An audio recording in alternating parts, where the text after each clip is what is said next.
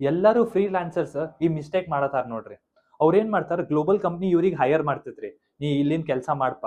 ಅವ್ರ ಸ್ಯಾಲ್ರಿ ಒಳಗಂದ್ರ ಕೊಡ್ತಾರ ಅಥವಾ ಕನ್ಸಲ್ಟೆನ್ಸಿ ಇನ್ಕಮ್ ಅಂದ್ರೆ ಕೊಡ್ತಾರ್ರಿ. ಸ್ಯಾಲ್ರಿ ಕೊಟ್ರೆ ಏನ್ ಪ್ರಾಬ್ಲಮ್ ಇಲ್ಲ, ಕನ್ಸಲ್ಟೆನ್ಸಿ ಇನ್ಕಮ್ ಕೊಟ್ರ ಅಂತ ತಿಕ್ಕೋರಿ, ಮತ್ ಅದ್ ಇನ್ಕಮ್ 20 ಲಕ್ಷಕ್ಕಿಂತ ಹೆಚ್ಚಿಗೆ ಕ್ರಾಸ್ ಆತಂದ್ರ GST ನೋಟಿಸ್ ಬರ್ತೈತಿ.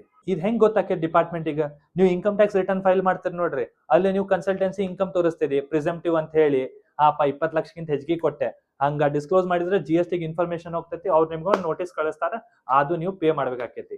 ಇದಕ್ಕೆ ಅವಾಯ್ಡ್ ಹೆಂಗ್ ಮಾಡ್ಬೋದಂದ್ರೆ ಒಂದ್ ಸಿಂಪಲ್ ಸೊಲ್ಯೂಷನ್. ಯಾವಾಗೂ ನಿಮ್ದು 20 ಲಕ್ಷಕ್ಕಿಂತ ಕ್ರಾಸ್ ಆತು ಹೆಚ್ಚಿಗೆ, ಇಮಿಡಿಯೇಟ್ಲಿ ನೀವು GST ರಿಜಿಸ್ಟ್ರೇಷನ್ ತಗೋಬೇಕ್ರಿ. ತಗೊಂಡಾದ್ಮೇಲೆ GST ಕಟ್ಟೋದ್ ಬೇಡ, ಅದೆಲ್ಲ ಎಕ್ಸ್ಪೋರ್ಟ್ ಎಕ್ಸಾಮ್ಟ್ ಇರ್ತೈತ್ರಿ.